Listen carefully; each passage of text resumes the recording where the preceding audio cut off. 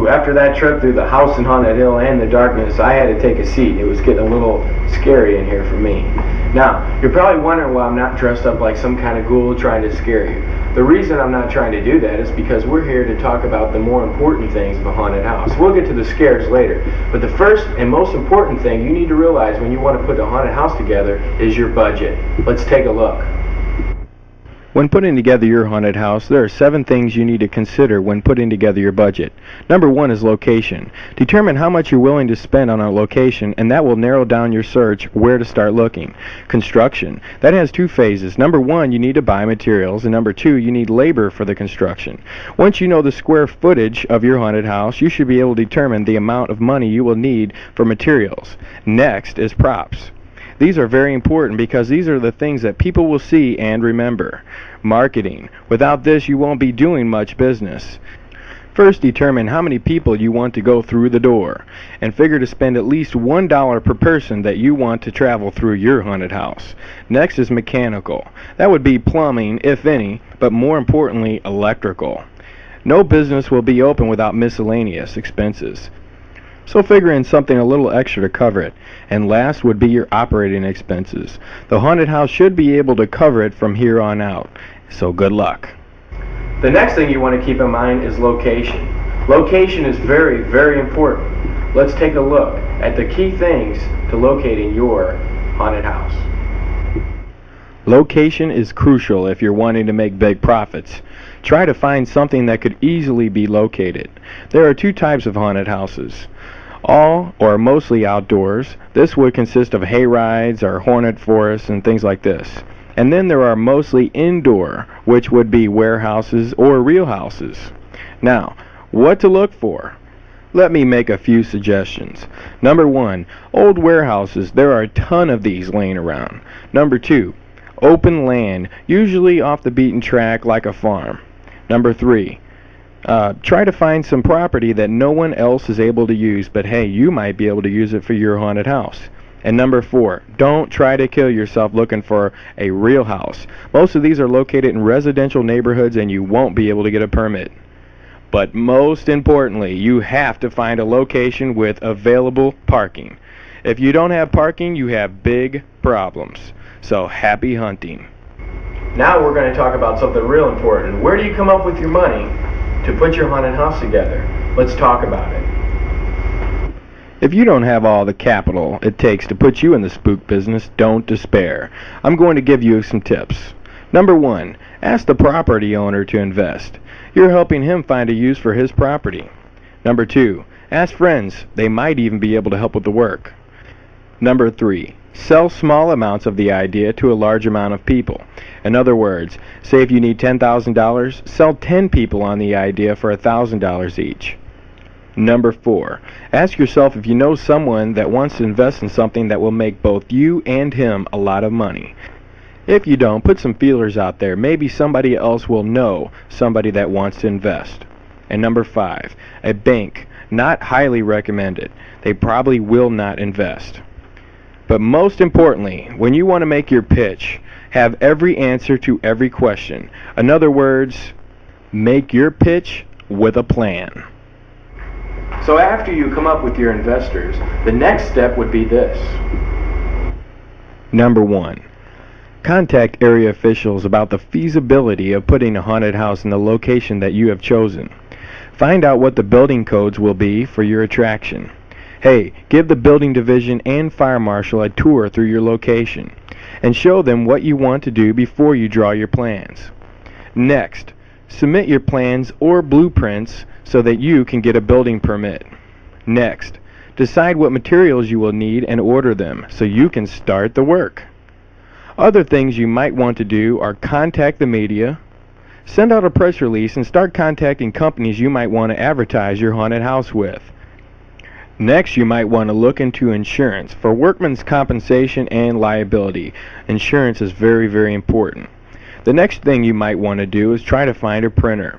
Start working on your logos and flyers and printing your tickets and things like this. Number 9 would be security. I'll touch on that later. And don't forget to hang your blueprints somewhere where your whole crew can refer to them. Crew? Oh, that's right. The next thing is assemble a crew. Your crew will consist of the following. Number 1 would be construction workers. And remember, your friends will work cheaper up front and you can give them a bonus in the end. Number 2 would be electricians, licensed of course, to do all of your electrical work. Number 3, it's not a bad idea to start contacting a few security companies for when you get open. My suggestion, police. Contact your police department about the police working secondary for you. I'd rather have police working for me than anyone. Next, your haunted house is not built yet, but keep in mind that you will eventually need actors. Now, we need to talk about working with the building division and the fire marshals. You see, they will want to know what type of materials you plan on using and what type of fire protection is planned. Here are a few ideas about what to tell them.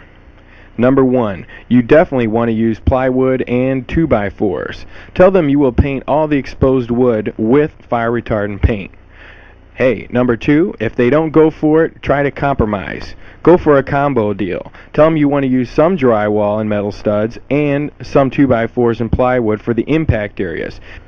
Impact areas are the parts of the mazing that will take the most abuse.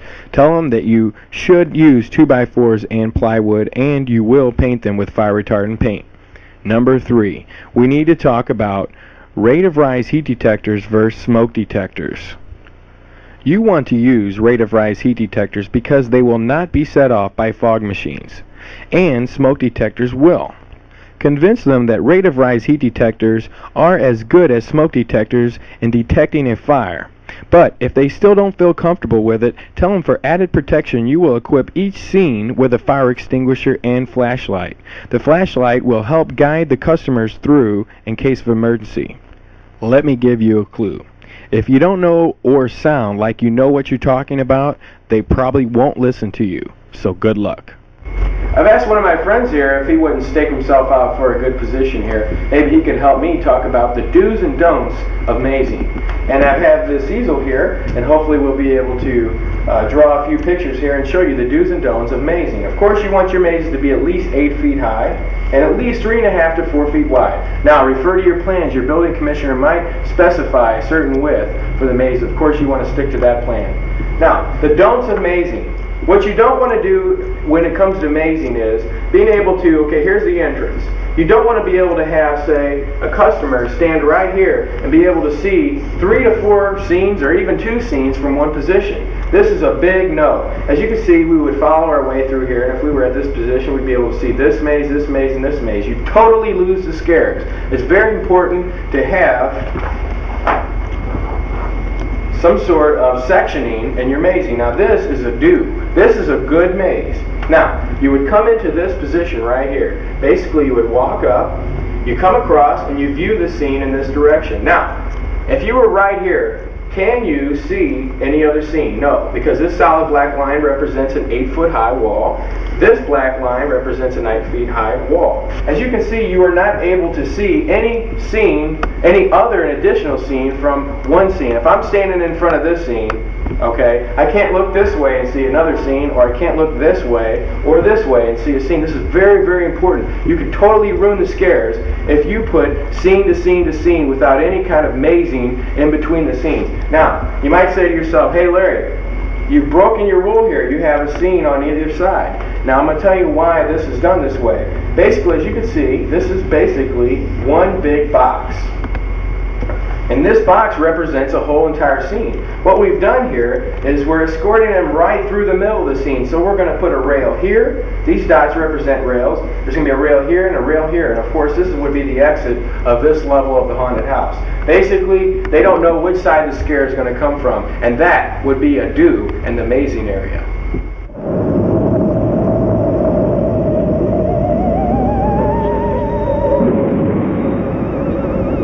I've asked Pumpkinhead here to help me with the next crucial part of a haunted house, and that is sound.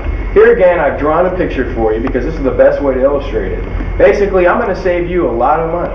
I'm going to teach you how to use one receiver and get 2 separate sounds for your individual sound systems for your scenes.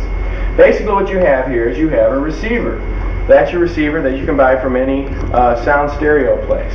What you have is you have a left input and a right input. You have a left speaker and a right speaker. What you have here is you have tape 1, tape 2, speaker 1, speaker 2. And this is the trick to doing this. What you do is you come out of your tape 1 left side output into the left side input.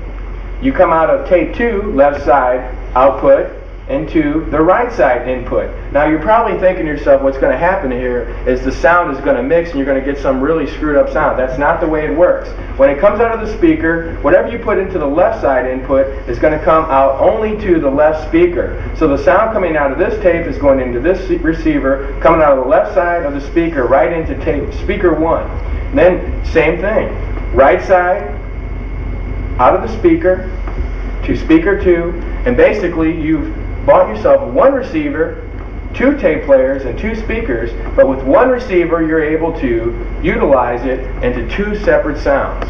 And that's the key to saving yourself some money when it comes to sound.